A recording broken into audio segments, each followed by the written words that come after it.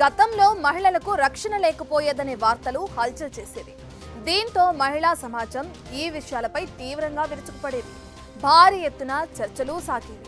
మహిళా సంఘాలు తమ భద్రత పట్ల గట్టిగా వాయిస్ వినిపించేవారు. అదే ఇప్పుడు సీన్ రివర్స్ అయింది. గత 5 ఏళ్లలో ఏకంగా 785 మంది భర్తలు హతమయ్యారనే వార్త సంచలనం రేకెత్తిస్తుంది. ఇంతకీ ఏమిటా వివరాలు? ఆయా ఘటనల్లో తప్పెవరిది? వీటిలో భార్యల తప్పెంత? భర్తల అపరాధం ఎంత? ఆ డీటెయిల్స్ లోకి వెళ్దాం.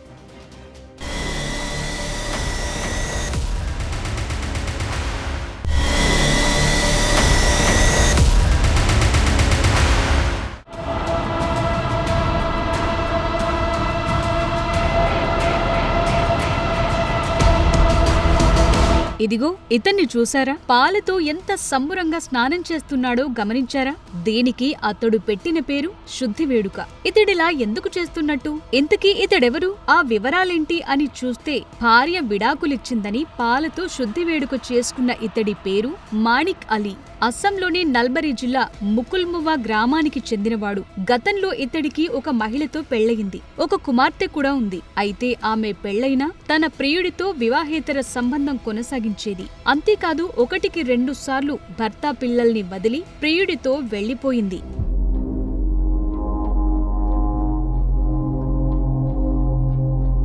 పెద్ద మనుషులు మాణిక్ భార్యను మళ్లీ తీసుకొచ్చి అతడికి అప్పగించారు. గతం మరచి వర్తమానంలో హాయిగా జీవించమని ఆశీర్వదించి వెళ్లారు. పిల్లల కోసం పెద్ద మనసు చేసుకున్న మాణిక్ సైతం పోనీలే, పశ్చాత్తాపానికి మించిన విరుగుడు లేదన్న కోణంలో ఆమెను క్షమించేశాడు.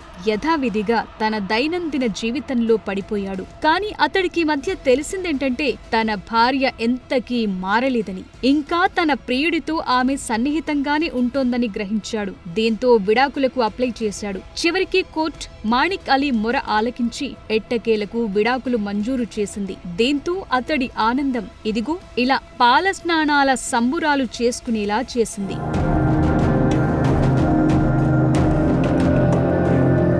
ప్రస్తుతం ఈ వీడియో సోషల్ మీడియాలో హల్చల్ చేస్తోంది. రకరకాల డైలాగులు డైనమేట్లలా పేలుతున్నాయి.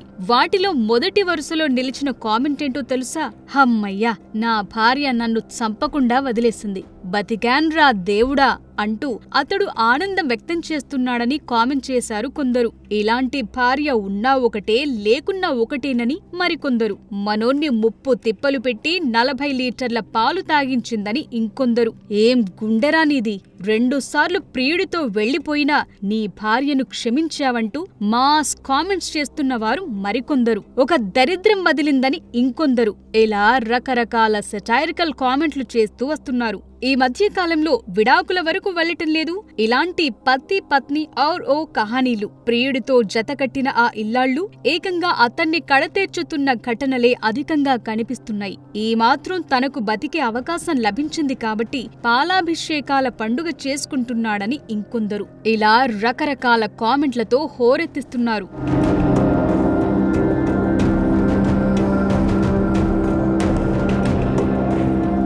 కొందరేమంటారంటే ఇది అతడు పాలాభిషేకం చేసుకోదగిన ఘటనగానే చెప్తారు. ఎందుకంటే గత 5 ఏళ్ల నేషనల్ క్రైమ్ రికార్డ్స్ గణాంకాలను అనుసరించి చెబితే ఒక భర్త ఇలా బతికి బట్టగట్టడం ఓ అరుదైన రికార్డ్గా అభివర్ణిస్తున్నారు.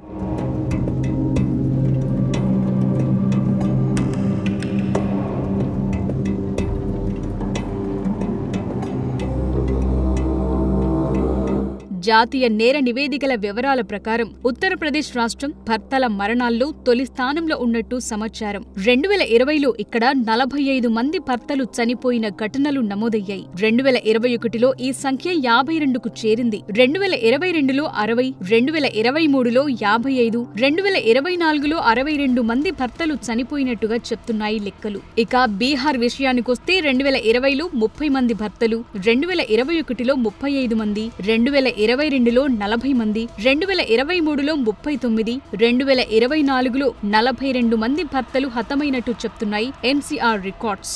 రాజస్థాన్ సంగతి చూస్తే 2020లో 20 మంది, 2021లో 25 మంది, 2022లో 28, 2023లో 30, 2024లో 35 మంది భర్తలు భార్యల చేతుల్లో హతమైపోయినట్టు చెప్తున్నాయి రిపోర్ట్స్. మహారాష్ట్ర క్రైమ్ రిపోర్ట్ ప్రకారం చూస్తే 2020లో 15 మంది భర్తలు తమ భార్యల కారణంగా హతం కాగా 2021లో 18 మంది, 2022లో 20 మంది, 2023లో 22, 2024లో 25 మంది భర్తలు హతమైనట్టు చెప్తున్నాయి గణాంకాలు. మధ్యప్రదేశ్ సంగతి చూస్తే 2020లో 12 మంది, 2021లో 15 మంది, 2022లో 18 మంది, 2023లో 20 మంది, 2024లో 22 మంది భర్తలు భార్య చేతిలో హతమైనట్టు చెప్తున్నాయి జాతీయ నేర నివేదిక గణాంకాలు. ఇక్కడ కామన్ పాయింట్ ఏంటంటే ఈ మొత్తం మరణాలకు వివాహేతర సంబంధాలే అధిక కారణంగా తెలుస్తున్నాయి.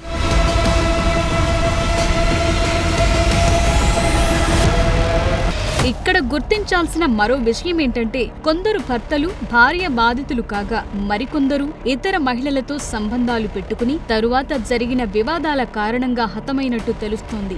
మరికొందరు భర్తలు తమ పశు ప్రవృత్తి కారణంగా హతమైన ఘటనలు కూడా ఉన్నాయి. అయితే ఈ మొత్తం కేసుల్లో వీలైనంత త్వరగా పురోగతి సాధించినట్టు చెప్తున్నారు ఆయా రాష్ట్రాలకు సంబంధించిన పోలీసులు. వీటిలో కాల్ డేటా కీలకంగా మారినట్టుగా చెప్తున్నారు. వీటి వల్లే పోలీసులు నిందితులను సులువుగా గుర్తించినట్టు చెప్తున్నారు. పకడ్బందీ ఆధారాలతో వీరందరినీ కటకటాల వెనక్కు పంపినట్టు తెలుస్తోంది. ప్రస్తుతం ఈ మరణాలకు కారణమైన వారంతా ఊచ లెక్కిస్తున్నట్టుగా చెప్తున్నారు పోలీసులు.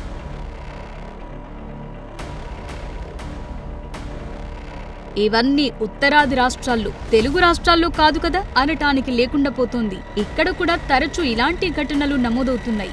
రీసెంట్ గా జనగామ జిల్లాకు చెందిన కనకయ్య అనే భర్తను తన 2 భార్యలు చంపేశారు. అయితే ఇతడేం తక్కువైన వాడేం కాదు. మద్యానికి బానిస, తాగుడు వ్యసనానికి అలవాటైన ఇతడు డబ్బు కోసం తల్లినే హతమర్చాడు. పరారీలో ఉన్న ఇతడు తన 2 భార్యల దగ్గరకొచ్చాడు. వారిద్దరిపై గొడ్డలితో విరుచుకుపడ్డాడు. ఆత్మరక్షణార్థం ఆ 2 తమ భర్తను అదే గొడ్డలితో హతమర్చారు. ఈ ఘటనలో తప్పు భర్త కనకయ్యేదేనంటారు స్థానికులు.